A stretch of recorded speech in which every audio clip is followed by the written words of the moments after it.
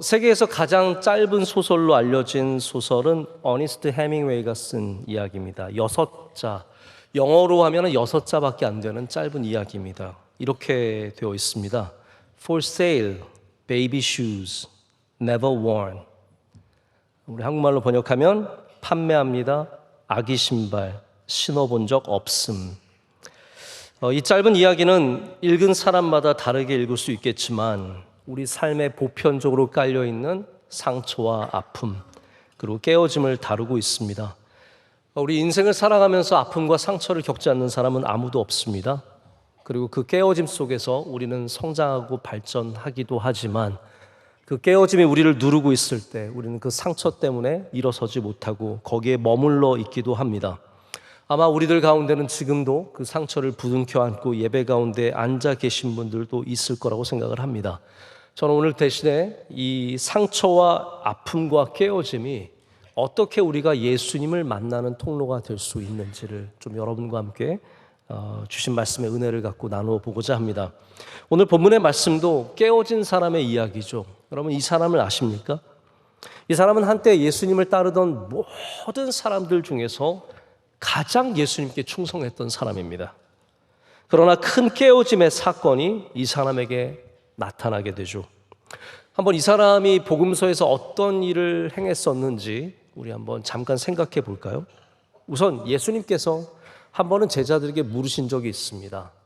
가이사라 빌립보라는 지역에서 제자들에게 물어보셨는데 사람들이 나를 보고 뭐라고 하더냐 했더니 제자들이 말하기를, 우리가 들었더니 사람들이 말하기를 엘리야라, 예레미야나 선지자다라고 그렇게 전합니다. 그때 예수님께서 제자들에게 그러면 너희는 나를 뭐라고 생각하느냐라고 했을 때 바로 이 사람이 주는 그리스도시요 살아계신 하나님의 아들이시니이다 라고 고백했고, 예수님께서 그것을 굉장히 기뻐하셔서 내가 너를 반석으로 세워서 그 위에 교회를 세울 것이다 라고 말씀하셨습니다. 자, 이 사람은 또 예수님께서 제자들을 한번 찾아오실 때 풍랑이는 바다에 물 위를 걸어오신 적이 있는데 그때 예수님을 보면서 저도 물 위를 걷게 하시옵소서 해서 물 위를 뛰어들었던 사람입니다. 실제로 물 위를 걷다가 술렁이는 큰 파도를 보고 두려운 마음이 생겨서 물에 빠졌고 다시 예수님께서 건져주신 그런 사람입니다. 얼마나 열정이 있습니까? 예수님께서 잡혀가실 때는 모든 제자들이 감히 덤벼들지 못했는데 베드로는 칼을 휘둘다가 말고라고 하는 사람의 귀를 잘랐던 그런 이력도 있습니다. 누구보다도 예수님 가까이 있었고 누구보다도 예수님 열정적으로 따랐던 사람입니다. 하지만 이 사람에게 예수님을 부인하는 일이 생길 줄 누가 알았습니까? 예수님께서 말씀하셨죠. 네가 다굴기 전에 나를 3번 부인할 것이다. 여러분, 베드로가 어떤 사람입니까? 이 사람이 어떤 사람입니까? 그 많고 많은 사람 중에 가장 상남자가 이 사람 아닙니까? 그런데 어린 하녀가 내가 당신 봤습니다, 저들과 함께 있는 거 봤습니다 했을 때 나는 결코 그런 적 없노라고, 당신 예수랑 아는 사람 아닙니까? 나는 그 사람 아니라고 딱 발을 떼고 3번 부인했고 그러자 닭이 울었습니다. 여러분, 이 사람 아시죠? 베드로입니다. 베드로. 제자들은 예수님께서 십자가에 달려 죽으신 후에 어떤 일에선지 다 자기의 고향으로 돌아가게 되었습니다. 그래서 베드로가 오늘 말씀에 나오진 않지만 바로 전절에 나는 고기 잡으러 가노라 라고 하면서 갈릴리로 돌아갑니다. 3년 전에 어부의 모든 삶을 다 내려놓고 예수님 쫓아갔었는데 예수님이 그렇게 말씀하시고 그렇게 많은 기적을 보여주시고 그렇게 많은 이적을 행하셨지만 그걸 다 보고도 막상 예수님이 십자가에 죽으신 후에는 다시 어부의 길로 돌아가는 게 이게 제자의 모습이고 또 우리의 모습이기도 합니다. 우리의 현실입니다. 우리는 다시 또 제자리로 돌아갑니다. 예수님 열심히 믿었지만, 교회 좀 다녔지만 어려운 일이 생기고 아픈 일이 생기면 다시 옛날의 본성이 나타나고 예전의 모습들이 드러나고 예전의 언어가 다시 나오고 예전의 폭력성이 다시 드러나면서 예전에 술 마셨던 그 습관으로 다시 우리는 쉽게 돌아갑니다. 자, 그런데 예수님은 이런 베드로를 절대로 포기하지 않으셨습니다. 나를 버리고 떠나간 사람, 예수님께서 다시 그 사람을 찾아가셔서 오늘 말씀에 만나주시고 그의 빈 배를 채워주시고 그를 부르시고 그에게 네가 나를 사랑하느냐 물으십니다. 여기 갈릴리에서 그 일을 행하십니다. 오늘 우리가 꼭 기억하기를 원하는 것은 예수님께서는 상한 심령을 버리지 아니하시고 만나 주신다는 사실입니다. 주님은 베드로를 버리지 않으셨습니다. 베드로를 포기하지도 않으셨습니다. 베드로에게 그 억울한 감정을 갖지도 않으셨습니다. 고작 고기나 다시 잡겠다고 도망간 그 베드로를 찾아가셔서, 주님은 늘 우리를 찾아오시죠. 우리가 주님을 떠나고 우리가 주님을 버려도 주님은 우리를 찾아오시는 분이십니다. 참 끝까지 찾아오시는 분이십니다. 그런데 만나신 다음에 저 같으면, 저같이 속 좁은 사람이라면 만났으면 좀 따져보고 싶을 것 같아요. 너 왜 그랬니? 네가 인간이니? 내가 너한테 해준 게 얼마고, 우리 함께 다니면서 그 많은 일들을 같이 했고, 내가 그 수많은 기적을 행하고 너 그거 다 봤지 않니? 너 어떻게 이럴 수 있니? 네가 나한테 그러면 안 되지. 다른 사람은 다 배반해도 너는 배반하면 안 되지. 한번 따져볼 수 있지 않겠습니까? 근데 예수님은 그 예전의 상처를 다시 짓누르지 않으십니다. 그리고 물으십니다. 네가 나를 사랑하느냐? 여러분, 우리가 죄짓고 우리가 잘못하고 우리가 상처를 많이 입고 숨어 들어가면 주님께서 오셔서 너 예수님 믿는다고 하면서 왜 그 죄 졌냐? 너 나 따른다고 하면서 왜 이렇게 쉽게 무너지냐? 그렇게 우리에게 따지지 않으십니다. 늘 오셔서 하는 질문은 이겁니다. 네가 나를 사랑하느냐? 그럼 우리가 주님을 사랑하면 우리의 상처는 상처로 머무는 것이 아니라 우리에게 다시 능력이 되고 다시 우리로 걸어가는 힘이 되게 합니다. 예수님께서 오셔서 따지셨으면 얼마나 재밌었겠습니까?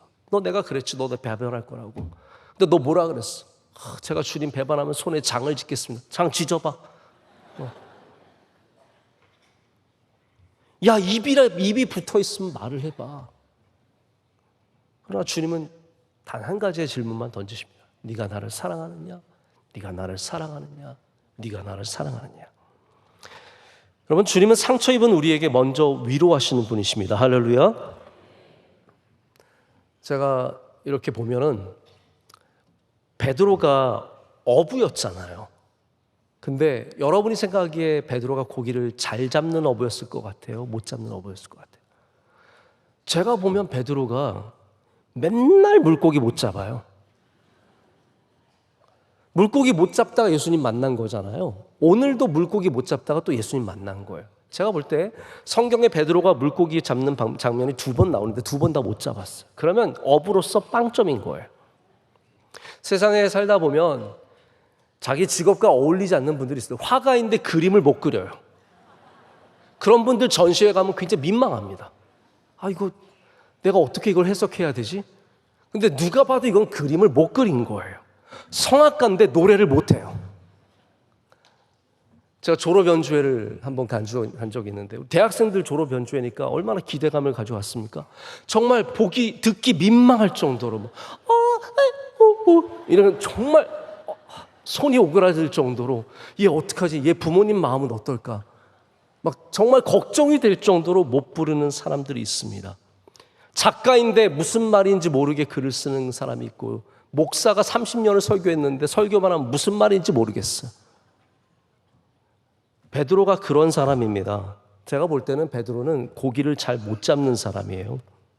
여기 마치 데자부처럼 처음에 예수님이 베드로를 만난 그 장면과 거의 똑같습니다. 밤새도록 잡고, 오늘도 지금 조찬을 차려주시는 겁니다. 브렉퍼스트, 아침이에요. 밤새도록 못 잡았다는 거거든요. 처음에도 깊은 곳에 그물을 내리라고 해서 물고기를 잡았고, 나중에 오늘 말씀에는 오른편에 그물을 내리라고 해서 153마리를 잡게 됩니다. 베드로는 예수님 안 만났으면 망했을 존재입니다. 그런데도 내가 못하는 거지만 그 자리로 돌아가는 것이 우리의 본성이라는 거죠. 오늘 예수님께서 153마리의 물고기를 잡게 하셨기 때문에 이 이야기가 요한복음에 아주 의미 있게 담겨 있습니다. 제가 시간상 여러분께 이 153마리에 대해서 자세히 말씀을 드릴 수는 없습니다. 근데 우리나라에 이 모나미라고 하는 볼펜 혹시 여러분 아십니까? 이 모나미 볼펜이 생긴 지 벌써 오래됐습니다. 1962년도에 이 회장님이 정동제일감리교회 장로님이셨어요. 근데 이분이 세계 박람회에 갔다가 볼펜을 보고 깜짝 놀란 거예요. 우리도 좀 이걸 만들어야겠다라고 해서 한국으로 그 볼펜을 가져와서 만든 게 모나미인데 거기에 뭐라고 적혀 있어요? 153이라고 적혀 있어요. 이분께서 정말 하나님의 그 크신 축복이 자기 기업과 이거 쓰는 사람들에게 있기를 원하면서 153이라고 하는 숫자를 모나미 볼펜에 써놨습니다. 그래서 한국 사람들은 153을 알아요. 다만 153이 무슨 뜻인지는 잘 모릅니다. 신학자들은 여기에 대해서 의견이 굉장히 분분한데 제가 제일 좋아하는 해석은 제롬이라고 하는 초대 교부의 해석입니다. 이분은 뭐라고 말하냐면 153이라고 하는 숫자는 예수님 당시의 물고기의 종류의 숫자라는 거예요. 예수님 당시에 물고기의 종류를 153개 정도로 이해했기 때문에 사람들이 153마리라고 한다면 모든 물고기가 잡힌 것으로 해석하는 것이고 그것이 결국은 베드로가 해야 할 일이 무엇입니까? 인류를 예수 그리스도의 복음으로 구원하는 일인데 모든 민족과 모든 언어와 모든 사람들이 구원받기를 원하는 그런 말씀이라는 거죠. 자, 그런데 예수님께서 이 자기를 배반하고 떠난 그 상처를 부둥켜 안은 베드로에게 찾아오셔서 오늘 두 가지를 채워주십니다. 첫 번째가 무엇입니까? 빈 배를 채워주셨습니다. 밤새도록 잡았지만 아무것도 잡지 못한 그의 빈 배를 채워주십니다. 여러분, 우리가 상처 입으면 그리고 우리가 또 열심히 살아가면 어떻게 잘 되겠지라는 생각을 갖지만 그 상처는 우리의 모든 것을 다 빠져나가게 합니다. 상처의 틈들, 아픔의 틈들, 그 틈으로 나의 영혼이 빠져나가고 소망이 빠져나가고 눈물이 빠져나가죠. 다 빈 배가 됩니다. 우리 모두가 빈 것이 될 때 주님은 오셔서 그 빈 배를 채워주십니다. 그리고 또한 채워주시는 것이 있는데 그것이 바로 베드로의 빈 배였습니다. 밤새 일하고 배고픈 그의 빈 배를 또 예수님께서는 오늘 숯불에, 여러분 저는 생각만 해도 이거 너무 맛있을 것 같습니다. 예수님이 직접 구워주신 이분하게 골고루 익은 숯불에 구운 이 물고기를 떡과 함께 주시죠.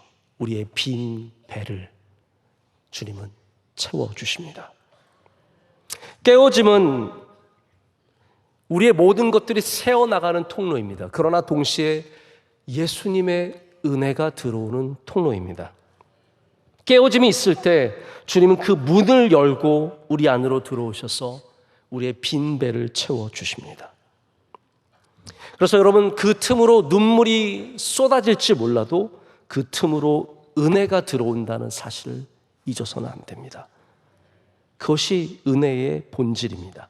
다윗이 얼마나 큰 죄를 지었습니까? 그리고 그 죄 때문에 너무 부끄럽고 괴로웠지만 다윗이 하나님께 예배하다 보니까 이 상한 심령이 하나님이 그를 만져주시는 통로임을 깨닫게 되었습니다. 내가 하나님 앞에 너무 깨어진 마음으로, 낮아진 마음으로 상한 심령을 갖고 나갔더니 주님께서 그것을 통해서 만나주시는 거예요. 그게 시편 51편의 찬양입니다. 이렇게 쓰고 있습니다.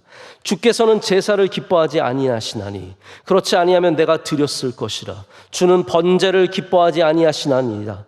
하나님께서 구하시는 제사는 상한 심령이라. 하나님이여 상하고 통회하는 마음을 주께서 멸시하지 아니하시리이다. 아멘. 하나님께서 구하시는 제사가 broken heart, 깨어진 상한 심령이라는 겁니다. 여러분, 이 세상에서는 뭔가가 깨어지면 그거는 망가진 겁니다.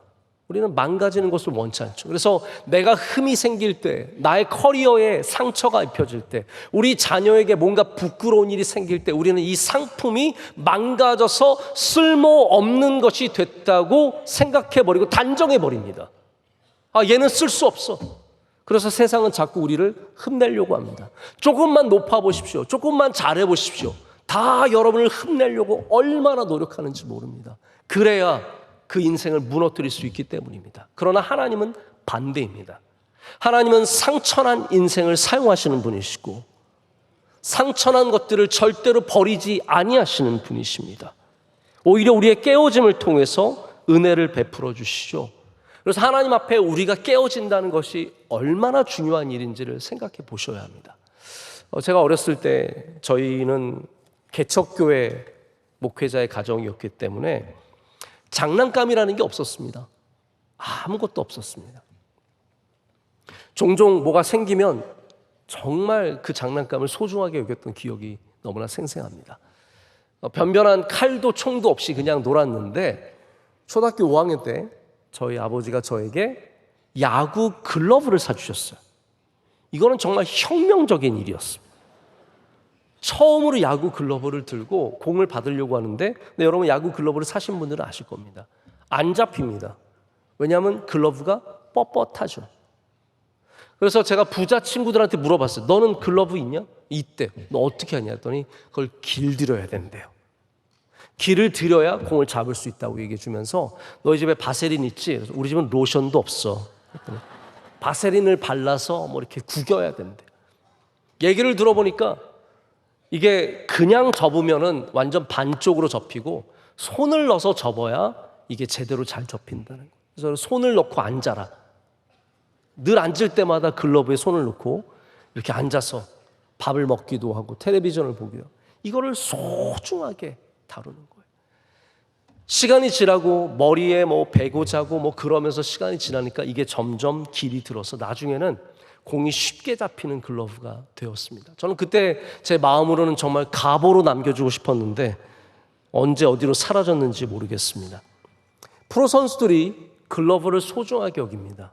그들의 손에 길들여진 이 글러브들은 정말 조금만 힘써도 공을 쉽게 잡을 수 있는 아주 능숙한 도구가 됩니다. 여러분 이렇게 길들이는 과정을 영어로 뭐라고 하냐면요, break in이라고 합니다. break in. 깨어진다는 것이죠. 뭐가 깨어집니까? 글러브의 그 단단한 조직이, 그 뻣뻣했던 조직이, 움직이지 않던 그 뻣뻣함이 계속 누르고 깨는 동안에 이 조직들이 부드러워지는 겁니다. 그러다가 나중에 브레이킹을 잘하면 이 글러브는 훌륭한 선수의 손에 놓여서 어려운 공을 잡아내는 훌륭한 도구가 됩니다. 여러분 저는 이거 마찬가지라고 생각합니다. 우리 인생도 마찬가지입니다. 우리가 뻣뻣하고 우리의 내부가 뻣뻣해서 정말 단단하게 있으면 하나님께 쓰임받을 수 없습니다. 그러나 우리의 내적인 자만심과 교만함과 자랑과 지식과 경험 이런 모든 것들이 하나님 안에서 break in 되어서 깨어질 때 비로소 부드러운 존재가 되어서 은혜가 시작되는 것을 보게 됩니다. 자, 여러분 한번 여러분에게 이러한 질문을 해보세요. 나는 은혜가 필요한 사람인가? 그게 우리 그리스도인에게 굉장히 중요한 질문입니다. 우리 모두는 은혜가 필요한 사람입니다. 여기 오늘 수험생들이 앉아있는데 수험생들 정말 공부 열심히 했겠지만 은혜가 필요합니까? 은혜가 필요합니다. 여기 세상에 잘 나가시는 분들, 연예인들, 뭐 돈 많이 버시는 분들 은혜가 필요합니까? 은혜가 필요합니다. 사랑하는 부부가 우리는 사랑하니까 괜찮아요? 아니에요. 그 가정에도 하나님의 은혜가 필요한 겁니다. 찬양대가 연습을 열심히 해서 이 자리에 서면 됩니까? 아닙니다. 그것만으로 부족합니다. 은혜가 필요합니다. 모든 곳에 은혜가 필요합니다.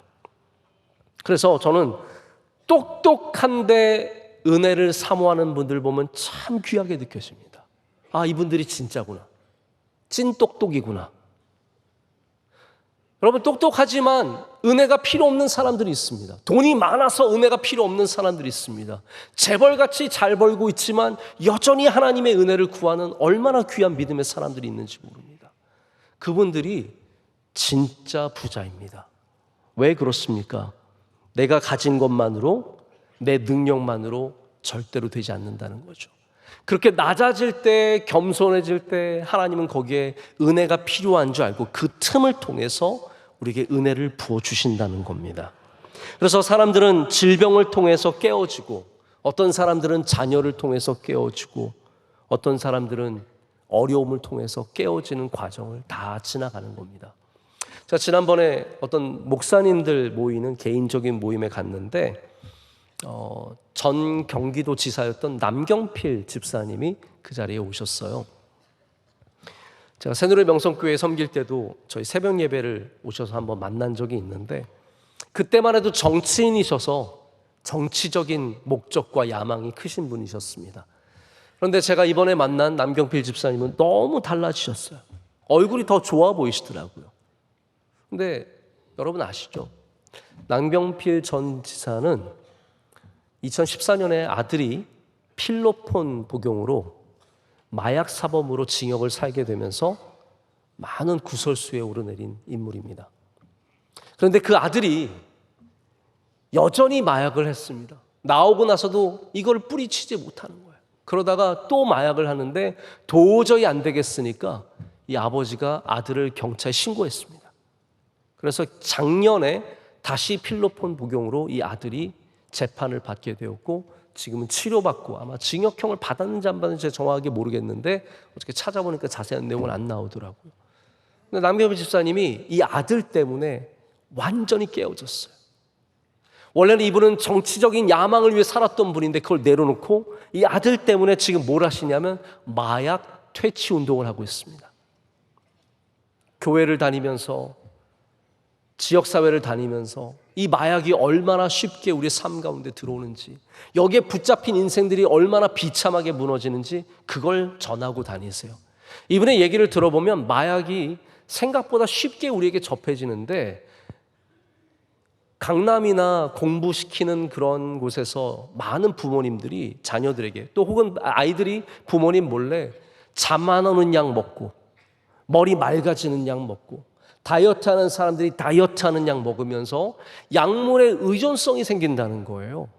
약을 찾게 된다는 겁니다. 어려우면 약을 찾는 거예요. 이겨내는 게 아니라 약을 찾다 보면 그러다가 마약에 손을 대는 사람이 너무 많다는 거예요.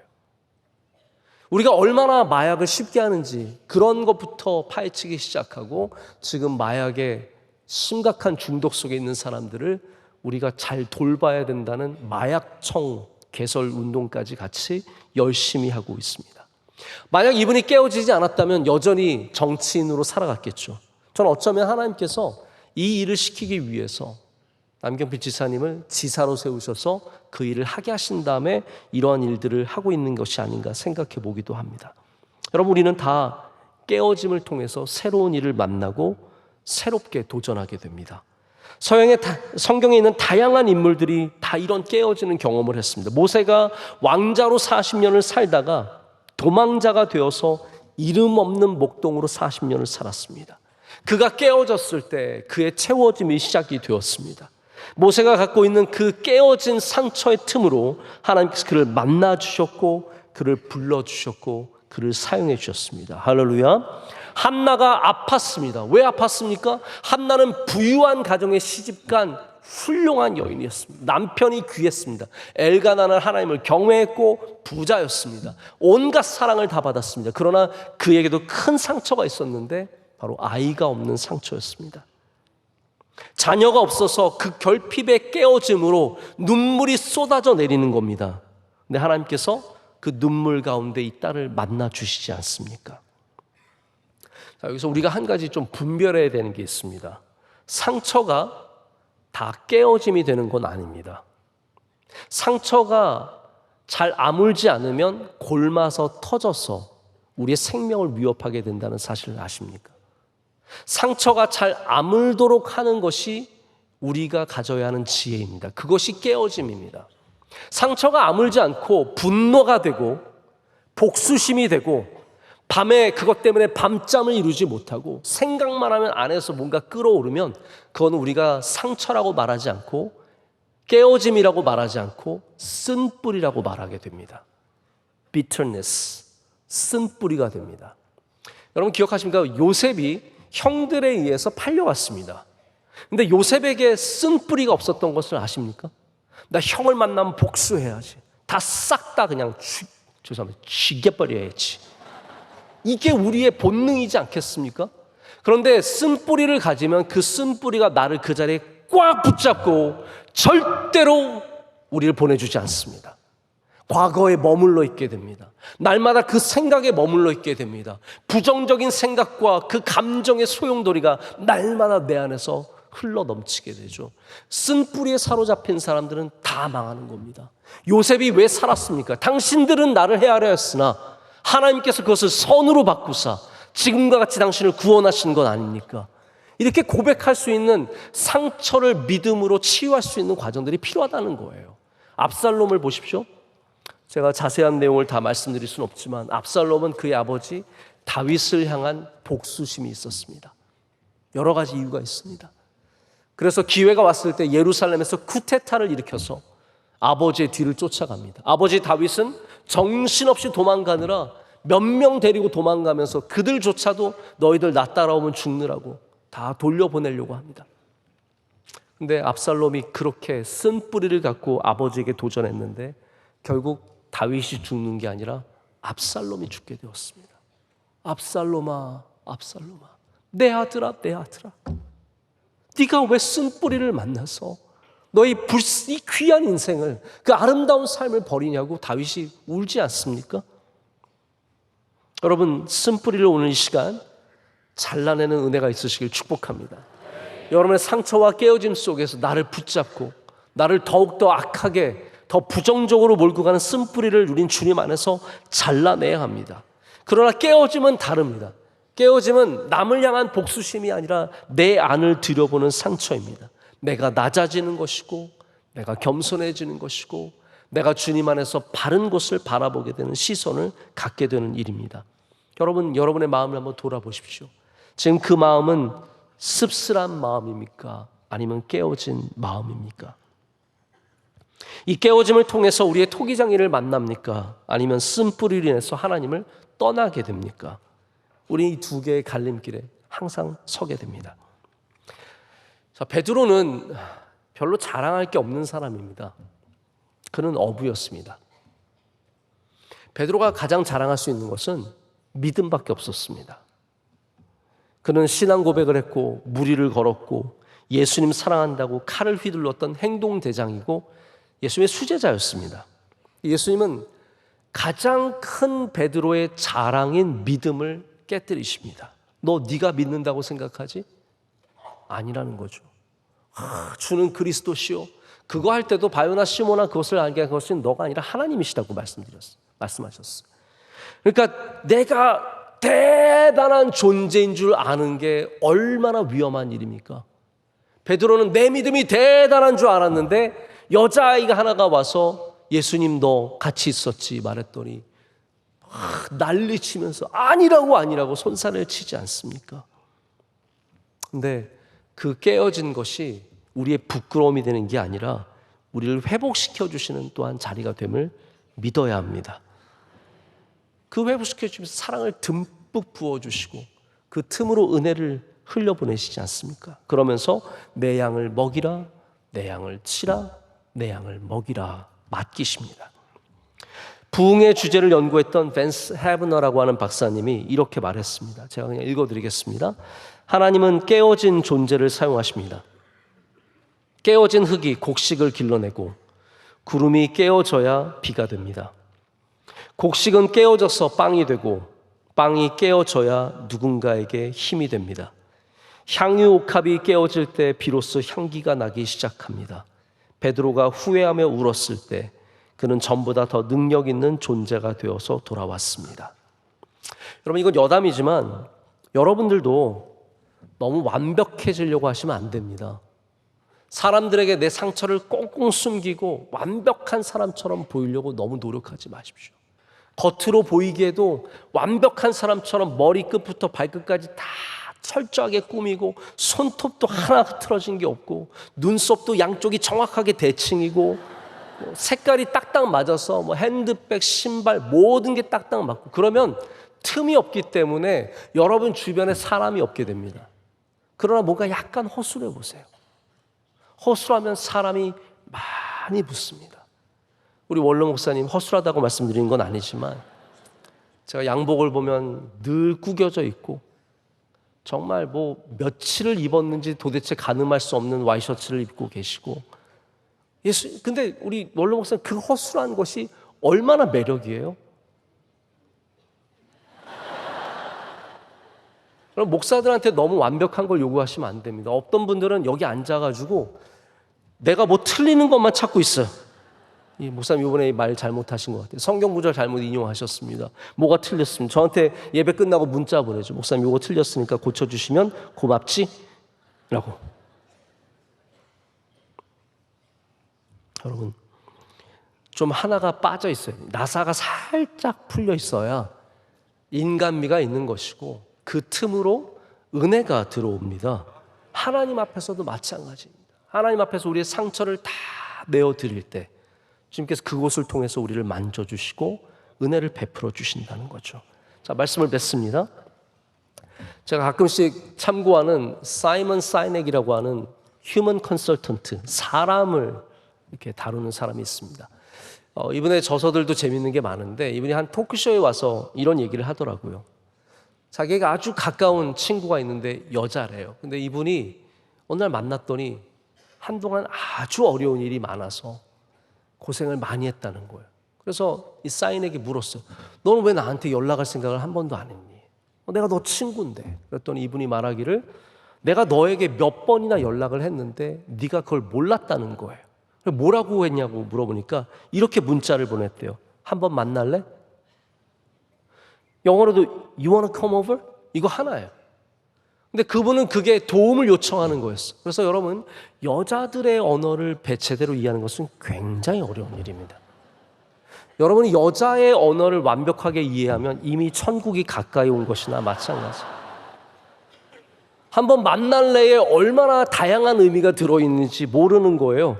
그래서 이 사인액이 안 되겠다. 너 앞으로도 이렇게 말하면 내가 알아들을 수 없으니까 혹시 내가 도와줄 일이 있으면, 내가 위로해 줄 일이 있으면 나한테 문자를 보냈는데 8분만 시간을 줄래? 이렇게 보내달라고.